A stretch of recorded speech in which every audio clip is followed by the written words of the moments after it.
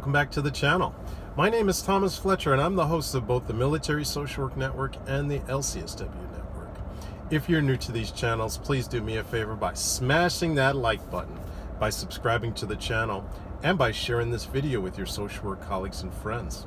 The purpose of these channels is to create a community of hope and support, where social workers can come for relevant news, information, and inspiration. Well, welcome back to Ask a Military Social Worker. This is my first episode for 2022. So back in December, I received a message from a viewer named Gregory. Gregory asked, or Gregory says, I'm currently in the process of obtaining my MSW. I'm also a cadet in my university's ROTC program. Since I will be commissioning already with a master's, what is your recommendation to move forward as a social worker? Would social workers fall under the medical service branch, and what was Bullock like? All right, Gregory, well, thank you for sending me your comments and for asking these great questions. I'll start off with the easy question. Social workers fall under the Medical Service Corps. Okay, so I'm a social worker in the California Army National Guard, and I serve under the Medical Service Corps. Okay, so that one was easy. BOLIC, for those of you that don't know what that acronym stands for, that's Basic Officer Leadership Course. So as a Army reservist, I had to take about 80 hours of the online Basic Officer Leadership course. It was a lot of modules of Basic Officer Leadership course. And forgive me guys, but it's been, I originally took the online portion back in 2012, so 10 years ago. So forgive me if I can't tell you everything. But again, it was 80 hours of online training. So that was part one of Basic Officer Leadership course. Part two was a 3.5-week in-person training at Fort Sam Houston. So I think we had about 1 week of reviewing all of the information that was covered in part one, and then the last 2 weeks was the infield. That was at, I think it was at Lackland, the infield part. That's where you go over the obstacle courses and the ruck marches, and we did the roll 1, roll 2, roll 3 medical training and exercises and all that stuff.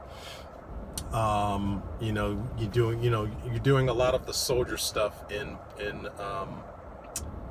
the 2-week portion outside of the classroom. So to answer that question, it's a very abbreviated training for civilians that have gone through the direct commissioning process. But that's all changed now. So if you're getting commissioned now, you have to go through direct commissioning course before you even get to the Basic Officer Leadership course.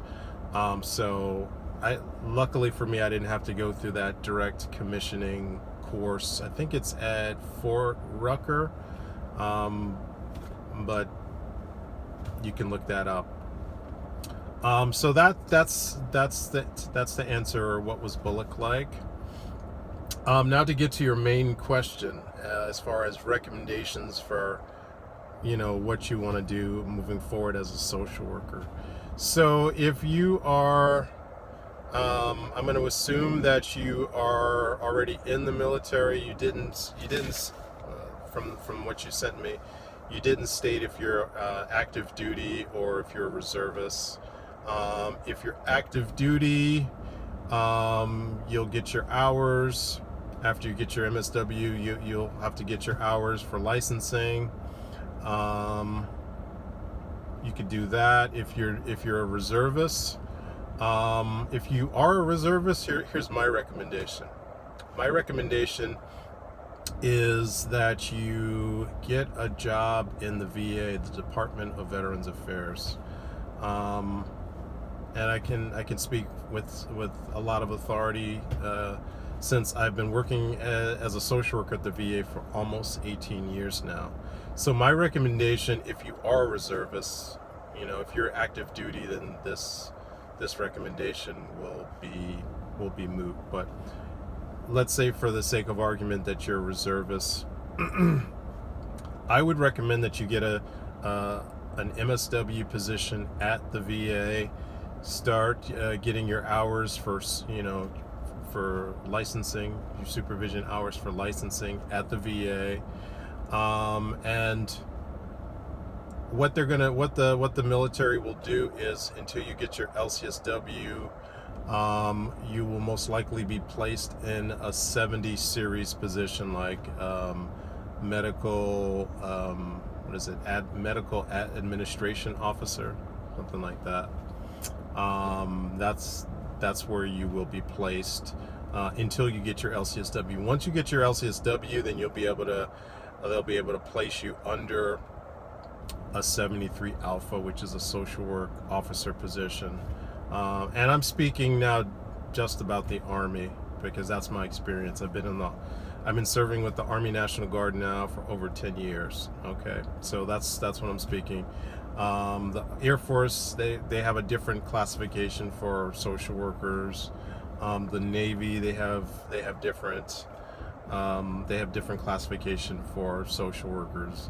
But I'm gonna assume that you are either in the Army Reserve, Army National Guard, or again, if you're Army active duty, then you will get your hours at an MTF under the supervision of a licensed uniformed social work officer, or a licensed psychologist that is serving in the Army at one of the MTFs. MTFs are military treatment facilities. Okay, so that's my recommendation. Again, if you're a reservist, get a job at the VA. The VA is always looking for especially new graduates, and some of the most popular positions that I've talked about in previous videos are HUD-VASH, Housing Urban Development, VA Supported Housing. The VA has been working towards ending veteran homelessness for well over 10 years now. It's been longer than that. But at least since President Obama's administration, that's been a high-level goal of ending veteran homelessness. So they're always looking, and I know from experience, from my own personal experience, as well as working at the VA that I currently work at, the turnover in the HUD-VASH program for social workers is high. I'm going to be honest with you guys. It is a high-pressure job, which does cause burnout, which does cause a high turnover. I'm not disparaging the program. It's a good program. It's an important program. It's a necessary program. But the caseloads are heavy. You're out, you're driving around. The population can be very demanding, clinically demanding. Homeless veterans may not always be in alignment with things like housing and being adherent or compliant with treatment goals and stuff. So it's a difficult job, and so that's where the high turnover comes. But again, it's an opportunity to enter the VA as a new graduate MSW, newly graduated MSW. And of course, there's other jobs, inpatient psychiatry jobs, grant per diem, mental health intensive case management. But my experience is HUD-VASH positions they're always being posted. So that's my recommendation. If you are, Gregory, if you are a reservist or a National Guard service member, I would recommend that you get a job in the VA, because there's such a great overlap between working in the VA and being a reservist, either Army reservist or National Guard service member. the overlap is great. I think it's great. You know, I've been a social worker at the VA now for almost 18 years, and I've been a service member with the National Guard for 10 years now. So that's my recommendation. But I'd be interested to hear other people's recommendations. And also, Gregory, if you can provide some further information, like, are you active duty? Are you Army Reserve? Are you National Guard? Or maybe you're another branch, you know, maybe you're Navy, maybe you're Air Force, you know. So if you could give us any more information, you know, that would also be helpful. But I hope this was helpful to you, Gregory, and hopefully we've helped other people as well. All right, I'm going to stop here, but I want to thank you all for watching this video. For all the social workers out there, thank you for the work that you do every day, for your clients, for your agency, and for the profession. Please continue to support each other and yourselves. Bye for now.